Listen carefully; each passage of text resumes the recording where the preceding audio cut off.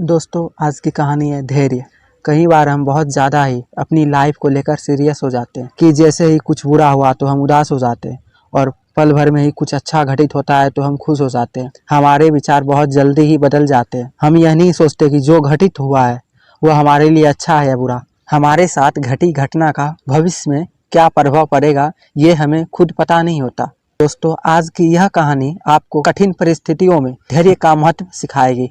एक समय की बात है, एक किसान था। उसके पास एक घोड़ा था। वह अपने इस घोड़े से बहुत प्यार करता था। उसे अपने घोड़े पर बहुत गर्व था, जो किसान की कमाई का जरिया भी था।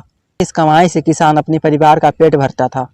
लेकिन एक दिन वह घोड़ा भाग गया। उसके भागने के बाद समाज के लोग और उस किसान के पड़ोसी उनके पास आकर उससे कहने लगे, हे भगवान, तुम्हारा घोड़ा जिस पर तुम्हें बहुत घमंड था वह तो भाग गया। को सांत्वना देने लगे और उसके साथ बहुत बुरा हुआ। लेकिन किसान ने उसका जवाब बहुत ही सहजता से देते हुए कहा, हाँ, बहुत बुरा हुआ।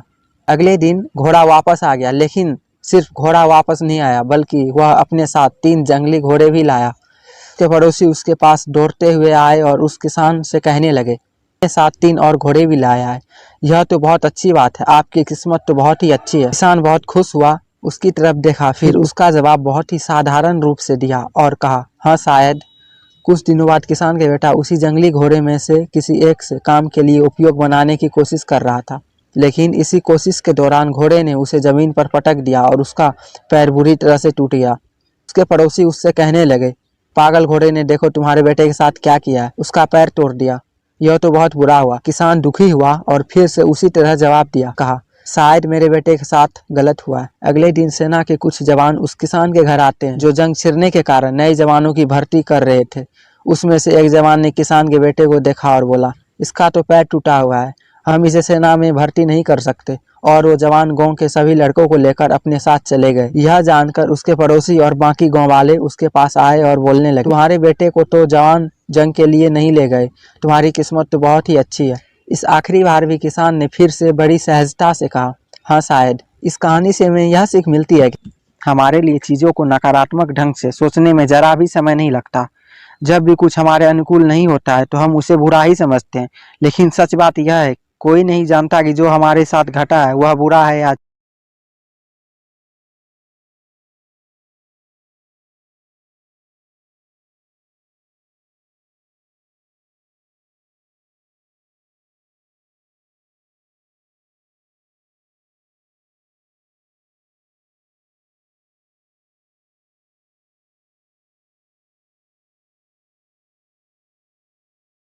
इस कहानी में भी किसान के भाव में परिवर्तन परिस्थितियों के कारण होता है।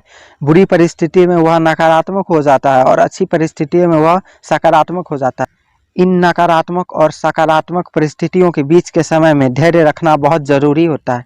क्या आप वाकई में यह बता सकते हैं कि हमारे साथ जो घट रहा है वो गलत है या सही, बिना यह जाने कि भविष्य में उसका क्या प्रभाव पड़ेगा हम पर या हमारे जीवन पर? मुझे लगता है आपका जवाब होगा नहीं। हमारे समाज में, हमारे देश में ऐसे बहुत से महान लोग हैं जो अपने जीवन में असफल हुए, हारे, अनेक बड़ी बड़ी बीमारियों से लड़े, किंतु उन्होंने कभी भी अपना धैर्य नहीं खोया और न ही हार माने। यही आगे चलकर बड़े प्रसिद्ध हुए, सफलता के मुकाम पर पहुंचे और महान बने। हमारे बड़े बुजुर्ग सही ही कह गए हैं कि जो होता है अच्छे के लिए ही होता है।